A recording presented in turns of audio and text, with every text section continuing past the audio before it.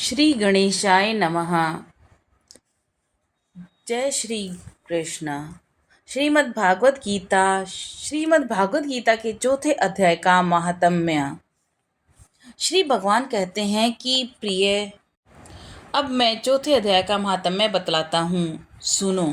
भागीरथी के तट पर बनारस नाम की एक पुरी है। वहाँ पर विश्वनाथ जी के मंदिर में भरत नाम के एक योगनिष्ठ महात्मा रहते थे, जो प्रतिदिन आत्मचिंतन में तत्पर हो आदर पूर्वक गीता के चौथे अध्याय का पाठ किया करते थे।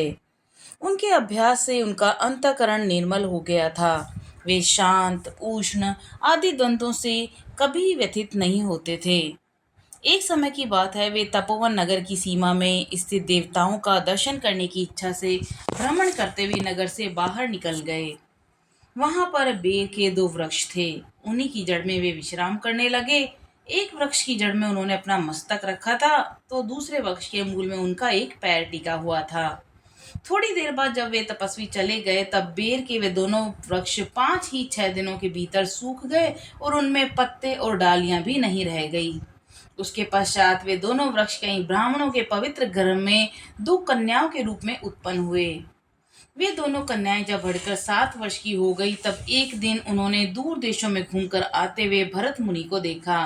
उन्हें देखते ही वे दोनों उनके चरणों में पड़ गई और मीठी वाणी में बोली, मुने, आपकी ही कृपा से हम दोनों का उद्धार हुआ है। हमने बेर की योनि त्याग कर मानव शरीर प्राप्त किया है। उनके इस प्रकार कहने पर मुनि को बड़ा आश्चर्य हुआ। उन्होंने पूछा, पुत्रियों, मैंने कब और किस साधन से तुम्हें मुक्त किया था? साथ ही यह भी बताओ कि तुम्हारे बेर के वृक्ष होने में क्या कारण था, क्योंकि इस विषय में मुझे कुछ भी ज्ञात नहीं। तब वे कन्याएं पहले अपने बेर हो जाने का कारण बतलाती हुई बोली कि मुनि, गोदावरी नदी के तट पर छिन्न पाप नाम का एक उत्तम तीर्थ है, जो मनुष्य को पुण्य प्रदान करने वाला है। वह पावनता की चरम सीमा पर पहुंचा हुआ है। उस तीर्थ में सत्यपान नामक एक तपस्वी बड़ी कठोर तपस्या कर रहे थे। वे ग्रीष्म ऋतु में प्रज्वलित अग्नियों के बीच में बैठते थे और वर्षा काल में जल की धाराओं से उनके मस्तक के लाल बाल सदा भीगे ही रहते थे, तथा जाड़े के समय जल में निवास करने के कारण उनके शरीर में हमेशा रोंगटे खड़े रहते थे। वे बाहर और भीतर से सदा शुद्ध रहते थे और समय पर तपस्या करते और मन और इंद्रियों को संयम में रखते हुए परम शांति प्राप्त करके आत्मा में ही रमण करते थे। वे अपनी विद्वता के कारण जैसा व्याख्यान करते थे, उसे सुनने के लिए साक्षात ब्रह्मा जी भी प्रतिदिन उनके पास उपस्थित होते और प्रश्न करते थे। ब्रह्मा जी के साथ उनका कोई संकोच नहीं रह गया था, अतः उनके आने पर भी वे सदा तपस्या में मग्न रहते थे। परमात्मा के ध्यान में निरंतर संलग्न रहने के कारण उनकी तपस्या सदा बढ़ती रहती थी। सत्यपा को जीवन मुक्त के समान मानकर इंद्र को अपने समृद्धशाली पद के संबंध में कुछ भय हुआ। तब उन्होंने उनकी तपस्या में सैकड़ों विघ्न डालने का आरंभ किया।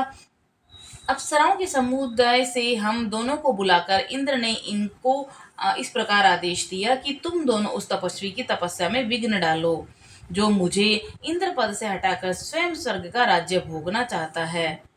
इंद्र का यह आदेश पाकर हम दोनों उनके सामने से चलकर गोदावरी के तीर पर, जहाँ वे मुनि तपस्या करते थे, आईं और वहां मंद और गंभीर स्वर से बजते हुए मृदंग और मधुर वेणुनाद के साथ हम दोनों ने अन्य अप्सराओं सहित मधुर स्वर में गाना आरंभ किया। इतना ही नहीं, उन योगी महात्मा को वश में करने के लिए हम लोग स्वर, ताल और लय के साथ नृत्य भी करने लगी। बीच बीच में जरा जरा सा आंचल खिसकने पर उन्हें हमारी छाती भी दिख जाती थी। हम दोनों की उन्मत्त गति काम भाव का उद्दीपन करने वाली थी, किंतु उसने उन निर्विकार चित्त वाले महात्मा के मन में क्रोध का संचार कर दिया। तब उन्होंने हाथ में जल छोड़कर अपने हमें क्रोध पूर्वक शाप दिया कि अरे, तुम दोनों गंगा जी के तट पर बैर के वृक्ष हो जाओ। यह सुनकर हम लोगों ने बड़ी विनय के साथ कहा कि महात्मन, हम दोनों पराधीन थी, अतः हमारे द्वारा जो दुष्कर्म बन गया है उसे आप क्षमा करें। यूं कहकर हमने मुनि को प्रसन्न कर लिया और तब उन पवित्र चिंत वाले मुनि ने हमारे शापोद्धार की अवधि निश्चित करते हुए कहा कि भरत मुनि के आने तक भी तुम पर यह शाप लागू होगा। उसके बाद तुम लोगों का मृत्यु लोक में जन्म होगा और पूर्व जन्म की स्मृति बनी रहेगी। मुने, जिस समय हम दोनों बेर के वृक्ष के रूप में खड़ी थी, उस समय आपने हमारे समीप आकर के गीता के चौथे अध्याय का जप करते हुए हमारा उद्धार कर दिया। अतः हम आपको प्रणाम करते हैं। आपने केवल शाप ही नहीं बल्कि इस भयानक संसार से भी गीता के चतुर्थ अध्याय का पाठ द्वारा हमें मुक्त कर दिया है। श्री भगवान कहते हैं कि उन दोनों की इस प्रकार कहने पर मुनि बहुत प्रसन्न हुए और उनसे पूजित हो विदा लेकर जैसे आए थे वैसे ही चले गए, तथा वे कन्याएं भी बड़े आदर के साथ प्रतिदिन गीता के चतुर्थ अध्याय का पाठ करने लगी, जिससे उनका उद्धार हो गया। जय श्री कृष्ण।